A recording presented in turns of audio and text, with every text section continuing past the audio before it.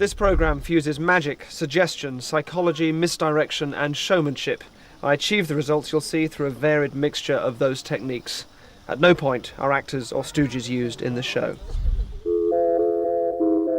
This is Portmeirion in North Wales, where the cult TV series The Prisoner was filmed back in the 60s. His whole sort of colouring seems to change, and the eyes were piercing all the time. The eyes were very, very, very intense.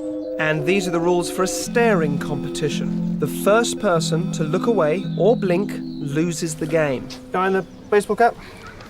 That's me. What's your name? I'm Jamie. Jamie, come sit here for me. Look at me. Yeah, you'd be good at this.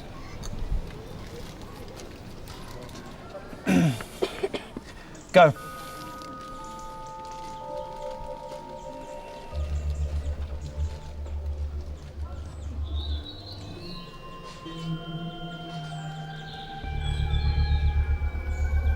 What's up? I just don't feel right. You don't feel right? No. Do you want to stop? Yeah. Okay. All right. Anyone else? After a while I started getting this nasty feeling deep down, sort of in my stomach area, right up to my throat. It just felt as if he had like some type of control over me. Could you come round for me? Excellent, and come and stand just here. Brilliant. Ready? Go.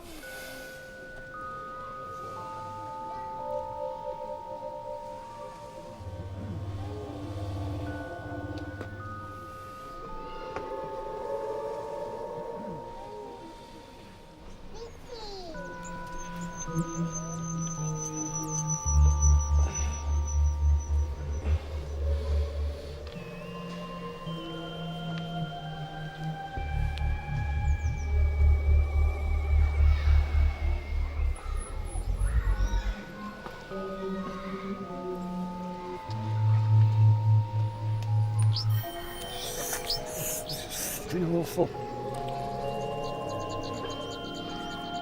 want to stop? You want to stop? Look at me, look at me, look at me, look at me. Take a deep breath. And relax, and it goes. My eyeballs felt to be burning.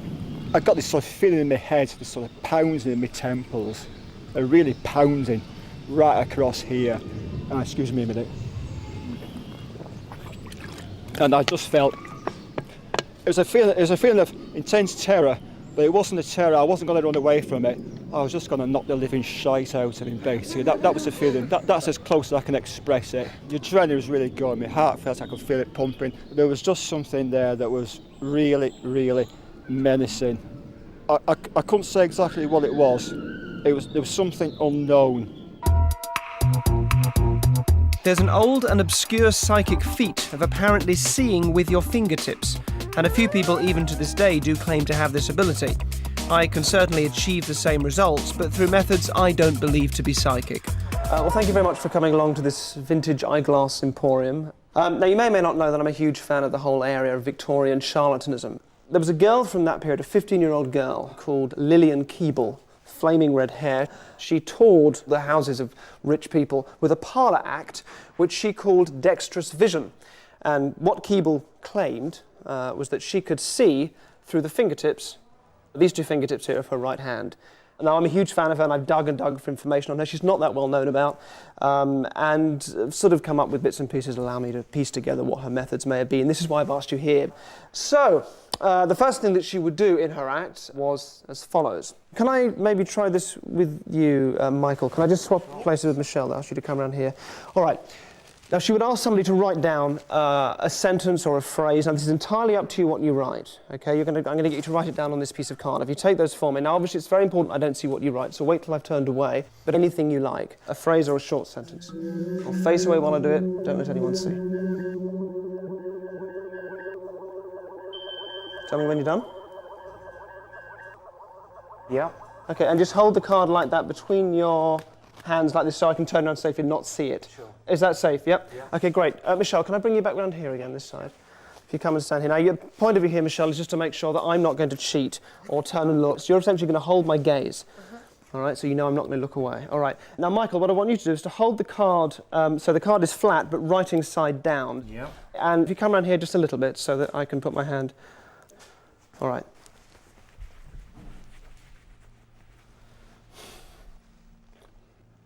I'm not going to touch the card. Now, what's interesting about her methods, of course, is this is 1845, all right? They were simple, but weirdly, the word big, is that right? A big? Yeah. Hell, two, maybe that's hello, a big hello. Is this right? Am I close? No, Yeah. that's right. A big hello, two, all matching, or watching even. A big hello to all watching. Can you show the camera? Let's have a look. What does it say? A big hello to all watching. Thank you so much. I'll ask you to go stand back there again. There's no human possible way that he could do that. Well, he is a human. But it's not normal. The highlight of the act for me was when Lillian would give her abilities to somebody else. So, Michelle, I'll do this with you. If you can just come around here for me and point those two fingers for me like that. Now keep your other fingers in. Now look at me. I'm going to give you the ability that Lillian had. You'll be able to see with your fingertips. Just press your two fingers up against mine. You will be able to do it. And you must believe that. Look at me. You must believe that. Good. Okay, keep your fingers like that. Don't move them. Now I'm going to write down, we'll keep it relatively simple, a 2-digit number. All right? I will write this behind my back so you can't even catch a glimpse of anything or the movement of my arms or anything that might give it away. All right? A 2-digit number, that's all I'm going to tell you. All right, and I'll ask you just to, it's there, it's written just there. All right? So if you keep your fingers there, you are underneath where the number is written. So all you've got to go on is your instinct now. So imagine perhaps a white screen and allow the image of a number to appear on it. It is a 2-digit number. 32. 32. Some reason, why did you say 32? Dunno. Okay, it is... Oh my god! Oh my god! That's amazing. I'm physically shaking. You are physically shaking. That was just weird. Was the only way to describe it. Because I could actually see it in my head, the way he'd written it. It was just, I mean, tears came to my eyes emotionally. It was just very strange. Absolutely amazing. Don't know how he does it. Cardiff, lovely place. She lives there. And home of the reasonably famous Cardiff Market. Here I am casually mixing with the locals and playing a game where they can win some money and I can look revoltingly clever. Have you got a wallet on you or a purse or some money? Yes. Can I just see? Don't show me how much money you got, but just show me what you keep your money in. Excellent. Have you got any loose change in you as well, or is everything in there? Everything in there. Everything's in there. All right, so here's the game.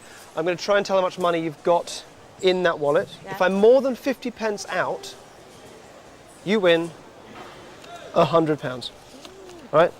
5 £20 notes. You don't have to put any money in it yourself, so you've got nothing to lose, apart from your dignity.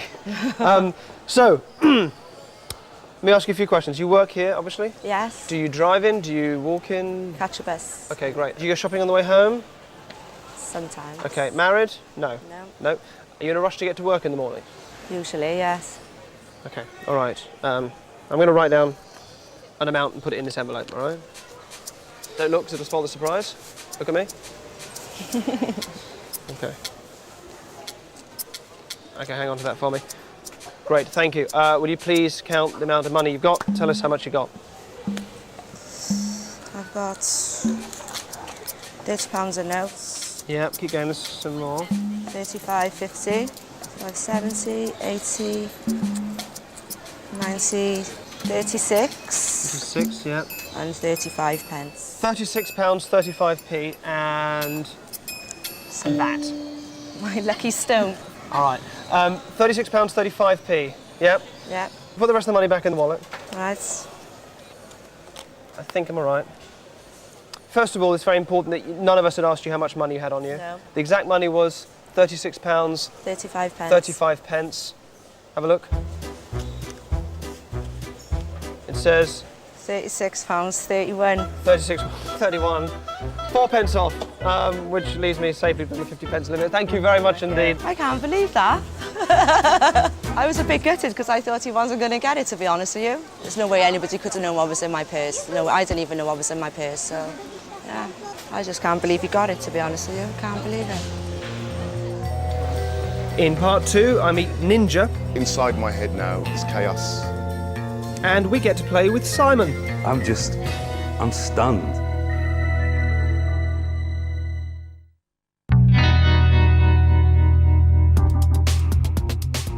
Okay, you have a wallet on you? I have. Okay, will you show me where it is? Just don't take it out, but... There. Is that inside pocket? All right. I'm going to go into here, but I'm going to keep looking at you. I will take nothing, but I'll tell you everything, as Keeble used to say. Right. And you hold my gaze there, that's a black wallet. All right.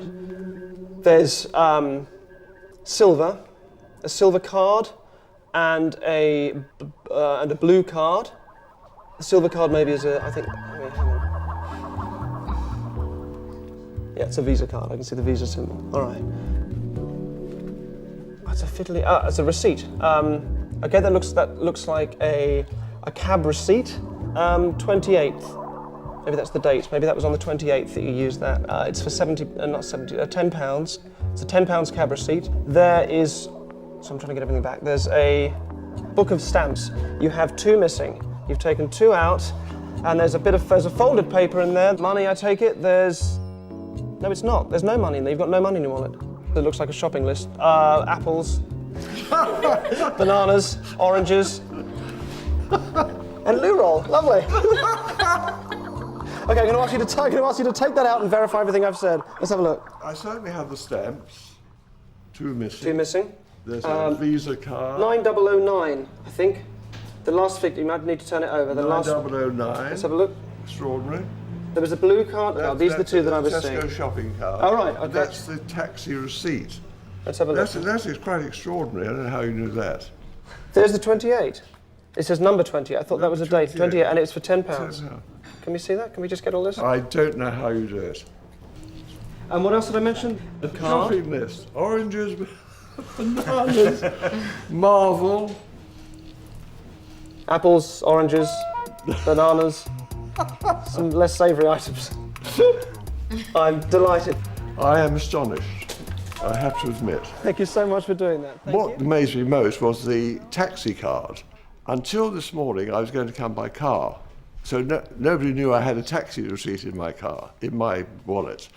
I did not know myself that the number 28 was written on that receipt. I'm completely, utterly baffled beyond my comprehension how this is done. I'm going to try and tell you how much money you've got on you. I'll get within 50p of it, or if I don't, you win £100. Okay? Excellent. All right. So let me ask you a few questions. How did you get here today? Bicycle. By bicycle. All right, okay. Okay, if you went out for a meal, how much would you spend, roughly, per head? 30 quid. 30 quid, all right, reasonable. All right, great. And do you drive? No. No. Okay, all right. Okay, I'll try and get as close as I can. So within 50p or you win 100 quid. Don't look. I'll scribble something down there. Okay, you hold on to that for me. Will you count your money? Take your time. £3. So what's that, 31. 331. What you got in there? Just 10. So it's £13.31. I said I'd get within 50p. Have a look.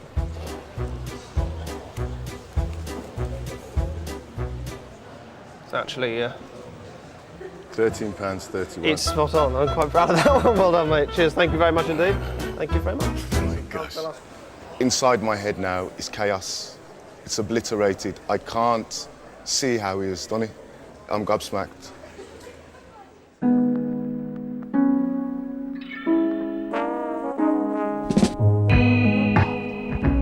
Imagine if instead of trying to work out what your complicated friends want for their birthdays, you could just go out and get whatever you like and then convince them that that's what they want.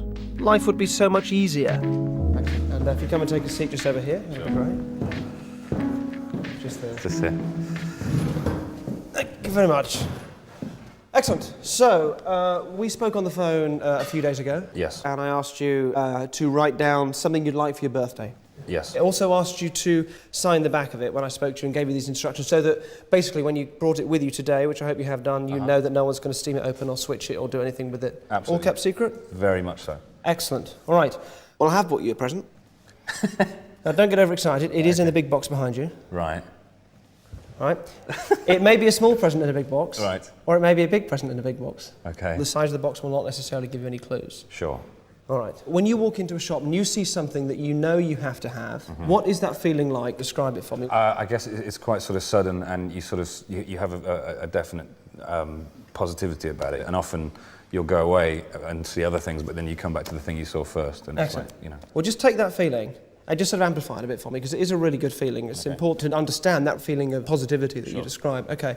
And also, very nice to meet you, and thank you for coming on the show. Let me explain to you how I buy gifts or presents for people, all right? And this is the best way to handle, bar none, the problem of, you know, what to settle for when you're going to buy gifts for somebody that's a little bit difficult to buy for, all right? Now, what I do is, rather than recycle the same sort of two tired bottles of wine or box of chocolates, which are no fun to receive, I go out and I buy anything, and then I make that person fall in love with it, all right, by creating a strong feeling of desire for that object. Does that make sense? Yes. Yeah? And it absolutely works. They get all sort of pumped up, you know, they get that feeling of that positivity you were describing, they beam excitement for it. And, you know, it's a win-win thing, because they get a present that they love, and, you know, I get rid of some stuff out the back of my kitchen cupboard or whatever. What I want you to really understand about this, because it's important, is that that feeling is so strong, can be so extreme, that it can replace the memory of what they actually wanted. So even though 2 days before they may have said, I want X, whatever that is, you know, like a really nice car, like a BM or an Xbox or something like that, something they really wanted, suddenly now they think they always wanted what I got them.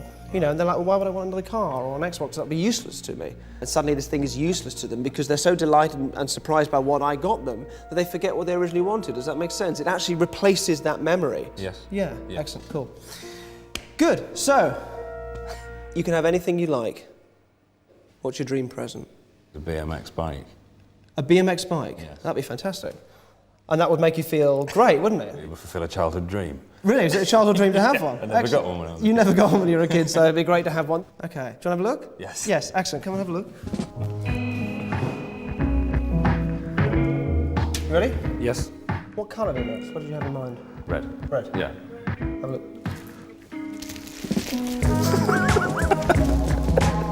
You want to grab that? Good, nice and light. Yeah. Let's just put it over here. Sort of thing you had in mind? Yeah. Yeah. Was this really a childhood dream to have one? Yeah, it was. No, you got all red. I'm just amazed. I was just No, slightly odd. I'm delighted. Well, happy birthday. I hope it's. Thank you very much. I don't know a lot about bikes, so I hope it's the right sort. And out of interest, what did you write I've got originally? it with me if I still. And what did you? What I did you wrote write? a BMX bike is what I wrote. So when you came in here, you wanting a BMX bike? Yeah. Yeah. Okay. Now, that's probably not the case.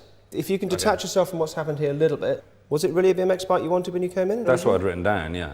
You may have done, but Right. that's very unlikely. Are you sure? If you think back, are you sure you're right? BMX bike is what you want. That absolutely feels right, doesn't it, when you think about what you want? Yeah, absolutely, Yes? because that's what I wrote down, and Yeah. that's why I'm so flabbergasted that it's there. Take it out, have a look. No one's touched this, have they? Where's it been? Where's it been since you wrote it? It's been in my wallet. In your wallet. Go on, have a look. No, even.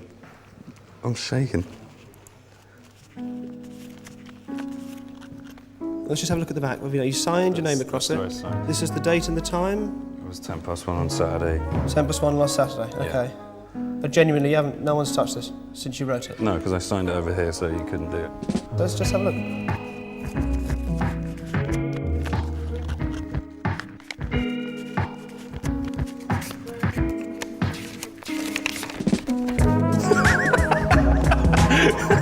What's it say? Leather jacket.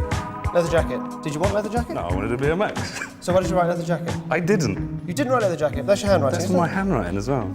This is what you want. This yeah? is what I want, yeah. Right. Any idea why you wrote that? No. That gives you that feeling of Yes. spontaneous positivity. That. Yes. Not this. You don't want that. No. That's useless to you. Absolutely. So you're happy with your present? As am I. Congratulations and happy birthday again. Excellent. Thank you very much. Oh my God. I'm genuinely a bit freaked out, in a nice way. I came in here thinking, if I can suss this out, if there's some kind of thing going on that you know, I can work out logically, I'm just going to do it, and you know, I'm not going to be an arse about it. I'm going to play along, and but I'm stunned. That's definitely my right, and that's my J, and I've got no need for a leather jacket, and I don't know what's going on. What's my name? He's going to have me in a pickle jar by 2. I know it. Okay. Hold on to that. Okay, how much have you got? Count what you've got. Hold that one.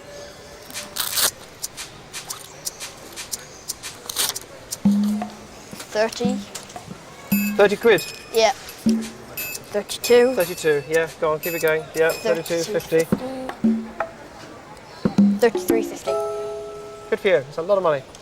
Have a look at what I wrote. 33.50. And I wrote? £4.50. £4.50, which is wrong. Yes.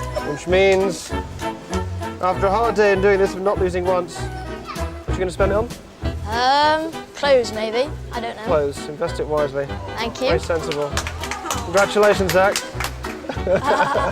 Oh, get that off you again. No, do congratulations. Fantastic. At first I thought maybe I won't get the £100, but then when I got it, I was just like, oh yeah.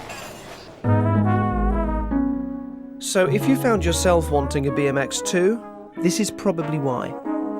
Very nice to meet you and thank you for coming on the show. Let me explain to you how I buy gifts or presents for people, all right? And this is the best way to handle, bar none, the problem of, you know, what to settle for when you're going to buy gifts for somebody that's a little bit difficult to buy for, all right? Now what I do is rather than recycle the same sort of 2 tired bottles of wine or box of chocolates, which are no fun to receive, I go out and I buy anything, and then I make that person fall in love with it, all right, by creating a strong feeling of desire for that object. Does that make sense? Yes. Yeah? And it absolutely works. They get all sort of pumped up, you know, they get that feeling of that positivity you were describing, they beam excitement for it. And, you know, it's a win-win thing, because they get a present that they love, and, you know, I get rid of some stuff out the back of my kitchen cupboard or whatever. But what I want you to really understand about this is that that feeling is so strong, can be so extreme, that it can replace the memory of what they actually wanted. So even though 2 days before they may have said, I want X, whatever that is, you know, like a really nice car, like a BM or an Xbox or something like that, something they really wanted, suddenly now they think they always wanted what I got them. Does that make sense? Yes. Yeah, Yes. Excellent, cool.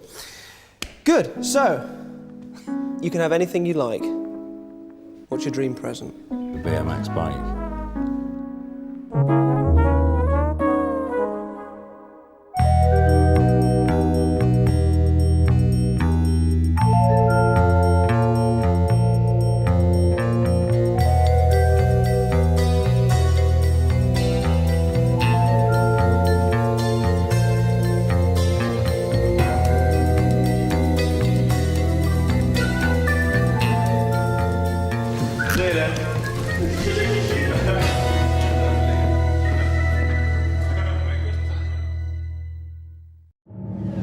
In each episode of this series, I will offer an applicant a blind choice of either a pleasant experience, a treat, or a darker trick.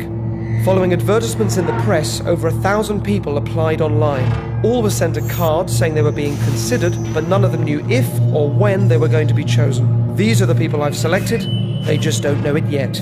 Welcome to Trick or Treat.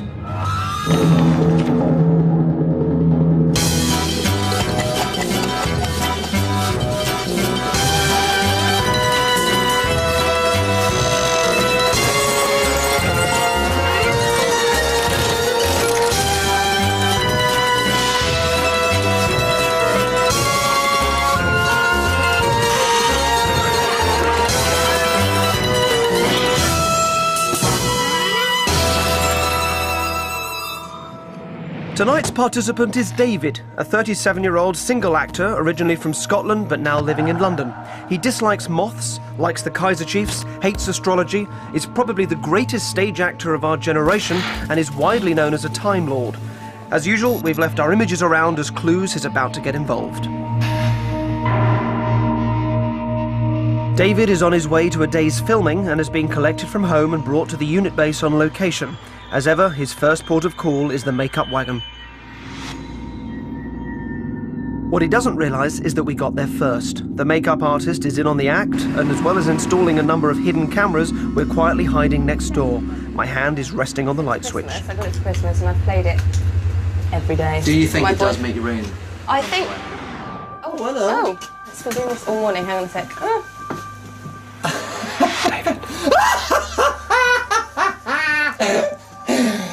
Hi. David, you expressed an interest in coming on the show. Sure. I'd love to use you. Thanks. You may know how the show works. You have a choice of 2 cards. One says trick. Yeah. One says treat. Yeah. If you pick the one that says treat, it'll be something nice. If you pick the one that says trick, then it won't be. Yeah. Do you want to play? Sure. Excellent. I need you to sign your contract. Oh, wow. In blood? In pen. This could be anything you're getting me to sign. You see Yeah. the trust I'm handing over to you here? Thank you. That's it. We'll fill out the rest for you. Sure. Thank you. Okay.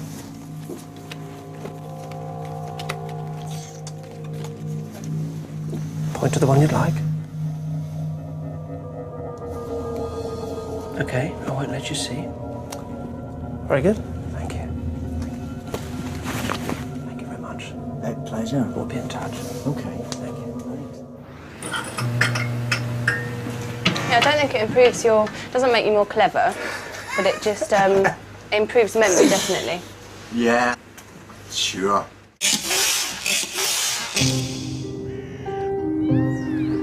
I've invited David to join me at a country house in Hertfordshire where, without using any tardies, I'm going to show him a different way to travel through time and space. So which doctor were you growing up with? Tom Baker and then Peter Davison. Oh, it's exactly the same age as me. Yeah. Can I give you that for a second? Hold Yes, in you your can. left hand. Fantastic. Right. I'm assuming then the whole idea of time travel and all of that was an appeal as part of liking Doctor Who. Of course. Yeah. It's the ultimate superpower, isn't it? It is. You picked a treat card. Did I? Yes, you Good, did. You did. good. So you can breathe a sigh of relief there. And the treat that I'd like to give you is an experience of a sort of time travel. I'm going to begin by taking you back to a very specific date, Right. at a very specific time, Right. and ask you for things that can be verified. All right? So that's what we're going to do. First of all, thank you very much for coming along and doing this. Look at me now and just sleep. Now you can stand and relax and just let yourself drift down. Genuinely, just with my voice just there in the centre of your head and floating around you, and just genuinely start to relax as you stand. And I'm going to move a chair behind you. I'm going to take your hand and with your eyes closed, I'll sit you down in that chair right behind you. You keep hold of the envelope. I'm going to put your hand there, and as you relax, as your hand stays right there, that hand doesn't need to come down any more quickly, that it takes you to just drift and sink away at your own rate and speed. And I'd like you to be aware of the envelope that I've given you, and just to keep that hand that's resting on it, continuing to rest on it. And what I'd like you to do for me, David, is to imagine yourself in a hotel corridor with doors on either side of you. And as you just begin to picture that in your mind, you're going to start to move as if you were being pulled backwards, slowly at first, through that corridor. I want you to be aware that this corridor takes you back through time. Now, as you hear my voice, you start to move, but this time you feel there's a real pull. You begin to feel it building like a G-force as you move backwards through that corridor, and those doors just start to whiz past you, and you start to see the 60s go past. You'll even notice a change in the decor of the corridors, and then you realize you're going back through the 50s. You feel it picking up speed, and you really feel that inside of you, pulling you back through the corridor faster and faster. Can't even keep track of the doors now. Difficult to keep track of the years, finding yourself going back through the wartime, through a sense of that period, and then you stop there. As you come to a halt, as you look at the sign on the door, you see that it says September the 29th, 1938. Step through the door. Now, you're in a place called Chester Square.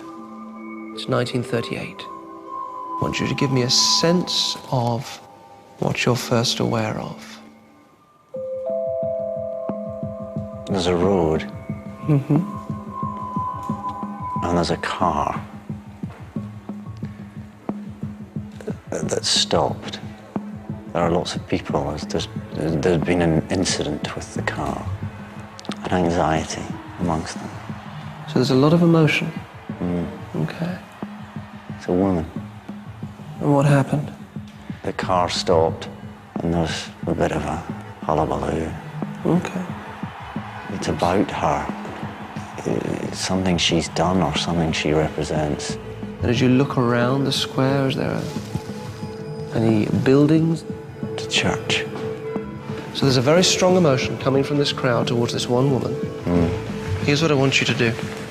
I'd like you to slide from where you are. Find yourself going back through the door. This time you're going to move forwards. And to shoot forward now, coming right up to the present day, and when you get there, you feel yourself waking up.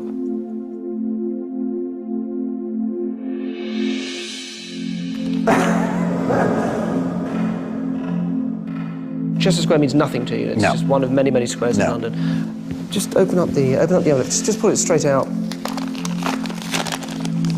Don't turn it over quite yet. Just pull it out. So this is a newspaper. Yeah. From September the 30th, 1938. There is an article on the front page of that paper, which, if you turn it over, I've put a couple of arrow stickers there. Can you read that out? Crowds of women rejoicing at the news from Munich cheered Mrs. Neville Chamberlain for several minutes last night as she left St Michael's Church, Chester Square, London, where the Archbishop of Canterbury had addressed a broadcast service. As Mrs. Chamberlain appeared at one of the doors after the service, a great crowd were waiting to cheer her. By the time her car had arrived, they had grown to several thousands. As she stepped into the car, they surged round her, cheering continuously. Oh, interestingly, the first thing you went to was the image of a car. It really was, with loads of people around it. I'm so important I hadn't told you that story. Not at all, told you no. Listen, I'm going to stop there, but thank you very, very much. That's fantastic, really interesting. Thank you. Okay. Thank you. I wasn't enjoying being amongst those people. I was quite glad when I was told to go back into the hotel corridor again. That felt like a relief. I think probably the scientific logic of it would indicate that Derren's a witch. I'm happy to go with that. After going backwards in time, I want to move on to the more philosophically interesting area of travelling forward in time. And to do that, David's going to have to pretend to read someone's mind. I'm going to have you project yourself forward in time, 20 minutes, and tell me something that's going to happen. Right. All right? Let me take your arm. Just relax, look at me, put your feet flat on the floor. In a little while, we're going to leave here, we're going to walk out onto the street. You're going to go up to somebody in the street, and you're going to have them draw a picture. And you can choose anybody you like. Now, what you're then going to do is to pretend to read their mind. And what I want you to do in a second is to project yourself forward to the point that at the end of that trick, they will turn their drawing around and show you what they've drawn, okay? And I want you to see in the future what it is that they're going to draw. Okay? Good. Now close your eyes for me. And put your hand up there. That hand will not come down any more quickly or slowly than it takes you to begin to get a sense of what that is. You don't have to think about it, but you're just imagining them with that drawing. You can see in your mind whether it's a man or a woman. You've pretended to read their mind. You get it right. And then they turn it around. And at the point your hand touches the table, you'll have a clear sense of what it is. Just open your eyes for me. Remember what that is. I'd like you now to go and stand in the corner, just behind you. You can then draw what you're thinking of. I will not look. So stand there with the wall behind you, facing into the room, so you know nothing. You look over your shoulder, and I'll look over here. Nice and large and clear. When you're done, just fold it up, put it straight in your pocket, and please, no cameras directly on that. When you've done it, don't show anybody. Fold it straight up, put it in your pocket. Lovely. Done that? Excellent. Let's go. There should still be some people around. It's 20 to 4. Thanks very much. Thank you. Let's go. This is quite odd. I am quite freaked out by this.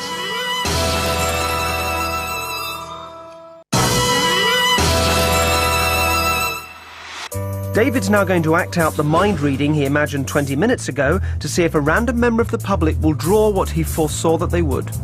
What sort of person should I be looking for? Entirely up to you. I have a blank canvas. A blank canvas? Let's do it. Maybe down here? Yes. No. No? I'm not feeling a psychic bond. Okay. There's someone. We're not rolling. Are we rolling? Excuse me. You don't have 5 minutes to let me try and read your mind, do you? I'd love you to. Would you? Yeah. Brilliant. I found someone. What's your name? Claire. Claire, I'm David. It's lovely to meet you. This is Derren. Hello, I'm Derren. He's a sort of witch. Don't worry about that. Excellent. Come up here and we'll put a microphone on you and we'll do David's that. going to read your mind. I'm going to stand you there facing David, and David there facing Claire. Yeah, good. Now, this is very simple. I've been teaching David some of my mind-reading skills, and he is, in a moment, going to read your mind as you focus on a picture or an image or something. Now, I need you to start doing that now. All I'd say is, as you do it, make the image very clear, very bright, very vivid. Try not to change it and mess it around. If you happen to be thinking of like a house or a stick man, change it, think of something else. Now, I'm going to ask you to draw this before we do anything. David, you obviously must look at what Claire draws. So just get a pen and paper. Nice and large and clear, please. David, look the other way. And you also realize you can't tell from the sound of the pen or anything. I can't hear anything. You can't even hear anything, no. I can, I've got quite good at this. But I've no idea. Okay, I've got Done? it. Just hold the whole thing up against yourself. Right, can David turn back round now? Lovely. Oh, well, you don't dip dirty fingers. Lovely. Okay. Okay, all right, here we go. So, Claire, you're focusing on the image. Now start sending that picture across, and at the same time, in your mind, just scream the name of the thing over and over again. Make that image, Claire, really big and bold and bright. Now, David, as you're doing this, are you getting a sense of animal, vegetable, or mineral? I think it's living. I think it's a living thing. All right. Now, don't say yes or no, but you've given away probably a nice yes then from that. And I think it's a furry animal, like a pet, and it's I think I know what it is. I think it's a cat. No, is it? Can it? Yeah, it is. Clue? This is the worst drawing ever, but it definitely is a cat. That's really good. Well done. Really good. It's appalling. I'm supposed to be an art student. It's not. Claire's a fine arts student. Yeah, okay. Yeah. What year? Congratulations. Look, we're going to ask you a few questions about it, so just stay put for a second. Okay. Well done, though. Congratulations. Let's step out. I can't understand possibly at all how he would have been able to grab that from me. Well, it was pretty strange when he said that he thought it was something furry. It was quite difficult for me not to laugh, actually, just because I couldn't believe he'd actually got it. So this is Claire's drawing, which is quite freaky. Well, I'm just going to show you, because I'm really quite freaked out by this. There's not much to choose between them, really. It's the tail's going the same way, even the sort of slightly devilish, the devil horn ears, which as I drew them, I was thinking, they don't look much like cat ears, but she's done exactly the same thing. But I wasn't expecting it to be quite so bang on.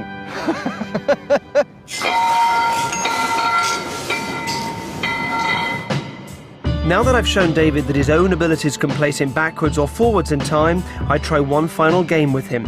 I want David to try and predict a future event that will appear in his daily newspaper, The Guardian, and for this, he's going to try some automatic writing, whereby he can let his subconscious mind express itself without rational interference. I need him to be as relaxed as possible, so to combine this with the opportunity of seeing David in a close-fitting wetsuit, I've decided to give him the experience of a flotation tank. For 45 minutes, David relaxes and relaxes and slowly enters an altered state of consciousness.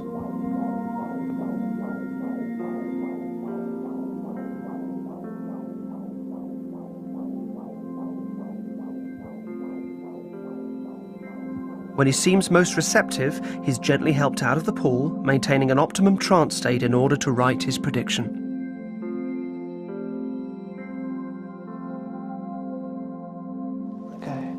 I want you to, first of all, sign your name at the top of this piece of paper. I shall dictate if you can write. My name is David Tennant. I am now about to begin automatic writing and will predict events that will happen and be reported by the Guardian newspaper on Thursday, the 17th of January, 2008, 3 days' time.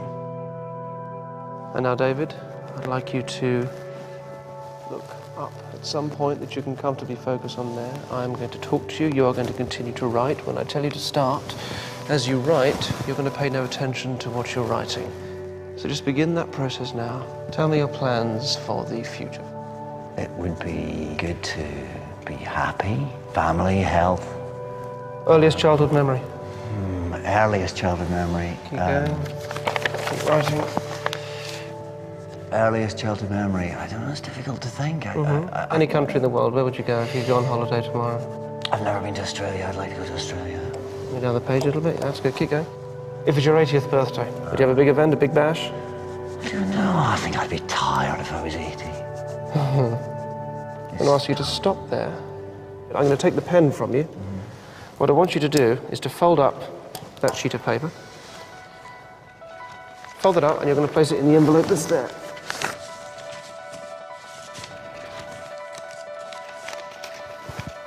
Lovely, and seal that up. Great. And then, I'm going to give you another envelope. I'd like you to fold your one up very small and place it in this one, just so there's no danger of it coming open by accident, or also so you're not tempted to have a quick peek at what you... Okay, that's yours to keep. You can put it in your pocket for now. It's a bit wet. Is it a bit wet? No, that's all right for now. But just please, when you take it home, in fact, let's stand up. We're done here. When you take it home, please resist the urge to open it. Right. And one thing I would say, David, you said you read the Guardian newspaper. Yeah. We're going to meet again on Thursday. Right. On that Thursday, please promise me you will avoid reading any newspapers or catching the news, catching it on the radio by mistake or anything until we meet and we can find out together what's in the paper that day. Thank you so much for being such an amazing sport with us. It's been a pleasure. You've been absolutely fantastic. And that's all for now. And I will see you. See you on Thursday. See you then. Thank you again. It's now Thursday morning, and 4 days ago, David Tennant made a prediction as to what might appear in today's Guardian newspaper. He placed that prediction in a sealed envelope inside another one, and he's kept that safely with him all week. I've sent him off to buy today's Guardian from any newsagent of his choosing anywhere in London, and then to bring that newspaper back to me without looking at it. We sent a camera to keep an eye on him. Guardian, 17th of January, 2008. Mission accomplished, let's go. Thank you. So if you could lose these supplements before we do anything, just drop them on the floors. Lovely. Okay, so it's Thursday the 17th of January. You're happy this is today's Guardian? I've just bought it. You have just bought it? Yeah. Fantastic, thank you very much indeed. Now you've also got the envelope on you, which you've been hanging on to for a few days now, for 3 days since Monday. Not tampered with? No. Look, we're not expecting this to be perfect block capitals. I, David Tennant, predict X, Y, Z. It's the nature of automatic writing. It's going to be squiggly and difficult to decipher, but we will decipher what we can find, and I'm going to write up here the sort of 4 or 5 things that we can kind of make sense of and compare them to what's in the paper.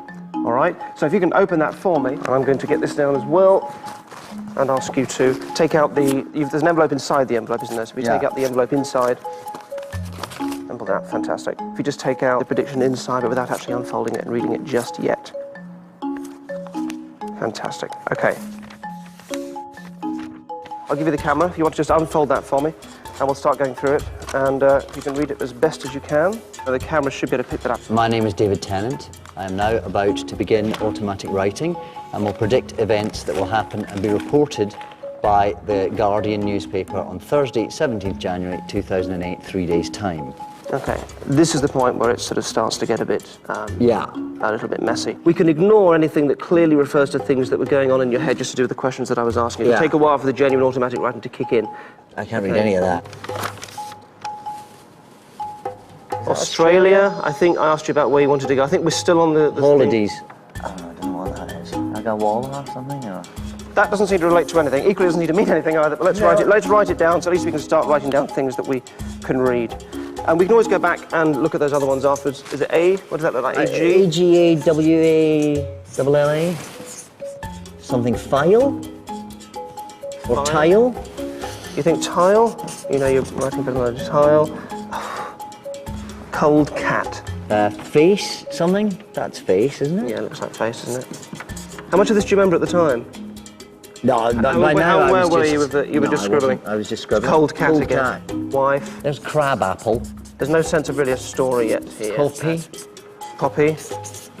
Scrabble. There's Scrabble. Scrabble.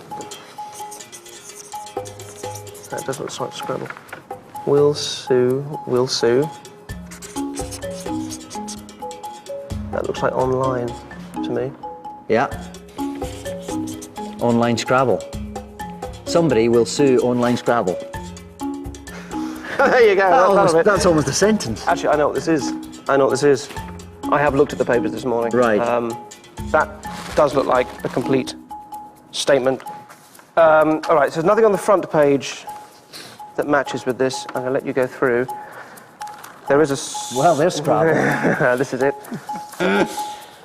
My brother's Facebook homage to Scrabble spells lawsuit. Now, face you had quite a few times. Face. This is a story of the makers of Scrabble, suing the online version that's on Facebook for copying them. I'll go what? Nearly. Tile, of course. Tile. Cold cat. Cold cutter. That's really good. Cold cutter. And wife. Oh, there's wife across the top, you see? Those are the words that are on the picture. Well, you've done it. Yeah. You've done it. There's the guy, there's his name, face, clearly Facebook, tile, cold cat, cold cutter. David, you've been fantastic. Please take this with you and do check it against, obviously, any other I'm copies. going to now start working on some multi numbers. Well, perhaps we'll we'll team up for that. Yeah, I'll see you in Hawaii. No, it's not something I'm familiar with.